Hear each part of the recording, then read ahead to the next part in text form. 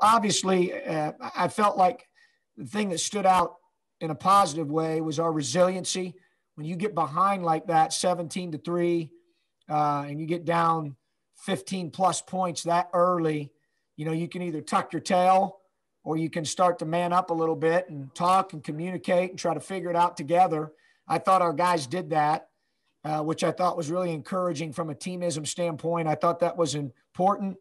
Every moment we can get together where we can continue to build chemistry, especially in this crazy environment that we've been in since our return, with some of the challenges that try to impede that, I think is huge. So I thought that was the positive. Obviously, the real concern for me is defensively. We've been porous now for 3 games. And so our habits have to get better there. Our disposition towards that end of the floor, we've got to be better. If we defend like we did the first 3 games on Tuesday, we'll get ran out of our building. So we have got to defend a lot better than what we did today. But again, I really liked our resiliency. Yeah, so with the defense, I know Cristian mentioned that he thought the talking in the second half got a lot better defensively for you guys as a team. So I guess, was that something you were harping on? Is there anything else you thought improved? And, going into conference play now, where do you think you guys still need to improve on that end of the floor? Well, in a lot of areas on that end, but he's right. I felt like I've been on them to talk. I was into them today. We did not practice very well 2 days leading into the game. We were not very good today at shoot around. And so that was a great lesson for our guys to learn. You don't play like you practice all the time entirely, but most of the time you do. And, we just weren't very good, and we deserved the way the game started today. We deserved that because we didn't honor the process in practice the last 2 days or today's shoot around. I did not like where we were at mentally. I didn't like our vibe. But again, the guys didn't tuck their tail, and I think it almost forced them to talk more, which I've been imploring them to do. And at that point, Ashley, I'll tell you this, you got, like I said, you got 1 or 2 choices. You're either going to get beat by 40 at that point, or you're going to try to figure it out, and you're going to talk, play with more energy, stay in a stance, and try to come together. And I do think our guys tried to come together. We have great leadership with Jackson, so he always gives you from a standpoint of, having an extension of coach on the floor. And then Tolles has been with me now for a while, and he sits in that bench area, and he's got a great voice and has a great understanding of what we need to do and what we need to get done. And so those 2 guys provide us with a lot vocally. And so that's important. I thought that was huge. I thought we got contributions from guys off the bench. Obviously, Enrique Freeman stands out. He's the first player I think I've coached as an assistant or head coach that's gotten 20-plus rebounds in a game since David West when I was at Xavier. What he did today on the glass was huge, and certainly we needed every one of them. Yeah, I was going to say, do you know offhand I think that was a program single game record? I think the previous was 19. Maybe Brian can check on it if you don't know, but 25, Brian's in here. He says is the all-time record. It is the most since 1985. Okay. And who had it in 85? Brian Roth. He's in our Hall of Fame. Brian Roth Yes. had it, and he is in our Hall of Fame, Ashley. Yeah. That was in 1985. Yeah. And, I'm sure you're probably running out of things to say about Jackson at this point, but just to have a kid that can kind of fight through maybe some of that early shooting issues that, were kind of plaguing the whole team, I would say, and end with 34 points or whatever he had. Just talk about his performance today, I guess. Well, I feel like, and I've said this all along, I think he's one of the best players in the country.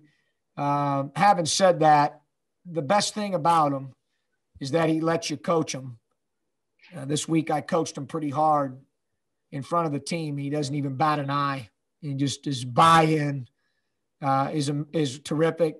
When you talk about a student athlete, that's him.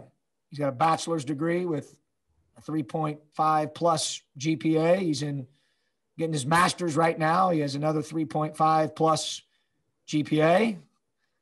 He's a great teammate. He cares about winning. He cares about people other than himself. And, oh, by the way, he happens to be a pretty good player. So he's got a lot of things that make him enjoyable to coach, and is certainly, from the time we got here in 17 to where we're at now culturally, he and several other guys have impacted it, but he's been here for the entire duration here of our tenure, and has been extremely impactful, not only in terms of how he plays in the games, which all of you get to see, but it's the things that he does, the way he treats people, how he acts, those things that people don't get to see that make him very unique and a very special person and player. And then just some of the shooting woes, I guess, if you want to call them that, especially from three today. I guess just broadly, how do you feel about the shot selection today, or, this season as a whole? And how do you maybe improve that percentage? Because I know it was also a struggle earlier in this week too. Yeah, no question, Ashley. And I've got a lot of confidence in those guys. I'll be honest with you. I thought we didn't take very good shots at Rocket Mortgage. And then today I thought we took really good ones and just didn't make them, although we had some good ones as well on Tuesday against St. Bonaventure that we didn't make either with our shooters. Brian and Macy will snap out of it. Those guys haven't played in a little while. My experience, they're just trying to continue to figure all that out, but they're too good as shooters. And just encourage them to get to that next one. And as long as it's a good one, then we've got a lot of confidence in them. And I know you mentioned the practices weren't maybe the best the last couple of days, but I mean, is it frustrating that was the situation when you guys were coming off of a loss? And I know how frustrated you were with the way you guys looked in that game and how frustrated the guys were. So, I mean, was that frustrating to come out these 2 days and not, be up to the standard that you were probably expecting? Well, for sure. I don't know if it'd be frustrating. Maybe when I was younger, I would have let it do that. But it was disappointing would probably be the best word. Disappointing. I thought we would have been better in practice and had a different mentality today in regard to shoot around. We did not. And we've got to learn from it, and we've got to be a lot better. We are thankful for the opportunity to play today. I mean, there's some teams that didn't get a chance to play today. And so we feel very, very blessed to be able to do that. And if we approach this the right way, I think we can learn a lot from the lessons we've discussed here ad nauseum during this Zoom call, in terms of what do we learn when we don't practice the way and honor the process we're supposed to. We don't come to shoot around with the right mindset. We don't defend the way that we're supposed to do with great detail. It's up to us to continue to teach, learn, grow, and get better. I always say to them, it's okay to make mistakes, but it's not okay to keep making the same one over and over again. And that's kind of where I'm at with them defensively right now. We've got to be a lot better defensively if we expect to be a team that overachieves this year. That has to get cleaned up pretty quickly. And in some ways, I mean, I know we talked late last week when the Kent State game got canceled and how badly you wanted to play another game just because you haven't played a lot. To come out and face some of these struggles that you guys did today to, even though they were there, to maybe overcome them, I guess just looking back on it now, how important was it to get a game in today before that conference slate starts now against a pretty good Ohio team? Well, I thought it was really important, and I thought it was important, especially for us where we were at. We wanted to play Clark today, and his minutes were really good. And then Mike Wynn was able to get the waiver this week with the decision by the NCAA Division I Council. And so this was his first game, and we wanted to see what he looked like, and we wanted to get him in game action. So I thought that was good. We were able to find out a lot about some guys today, especially when we got hit in the mouth. Getting back out here today, you had a game canceled. You were able to play when you thought at first maybe you guys weren't going to be able to. Just how important was that, given you guys had only played 2 games before today? I think it was very important, just being able to get out there and play, getting that game conditioning in. And Malone gave us a good contest. They came out, ran great sets. They made shots and things of that nature. So I think it only will help us, and it'll help us get more film to watch. It's one thing to watch film and practice playing against each other, but it's another when you do it in games. So I think just today helped us a lot. Yeah, they came out so fast today. I'm curious, was it something, did you feel like you guys were maybe just slow? Was it something they were doing? Like what early led to your deficit, do you think? They just made shots early. We had to just settle in a little bit. It's still the third game, so there's certain things that we have to do better, that we have to learn from. But they made shots. They came out ready to play. I think that was their first game as well, so they had that first game energy. So we just had to be ready for it, and I think we responded well. Yeah.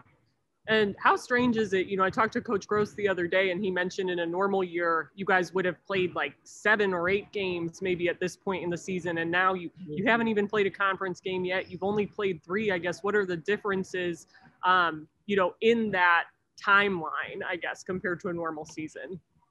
It's a lot of practice. Yeah. So it can get boring at times.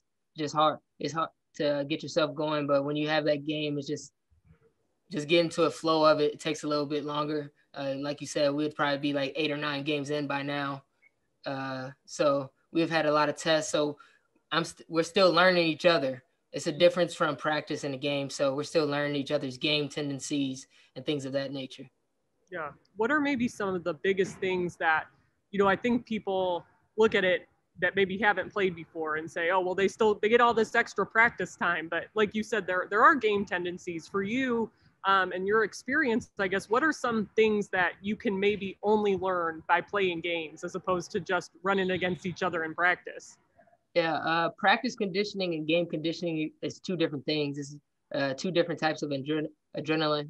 Coach stops a lot in practice. In the game, he doesn't have that opportunity to stop and tell you what you're doing wrong. So those mistakes and those getting away from those bad habits, you learn through those from the game, and that gives you you're able to translate it to practice. So when you don't have games, you're just kind of learning from your mistakes on practice, but it's practice at the end of the day. It's not the same thing. So you kind of just brush it off a little bit. Whereas in the game, it's like you're letting your teammates down, you're letting your brothers down. So you want to learn it even better.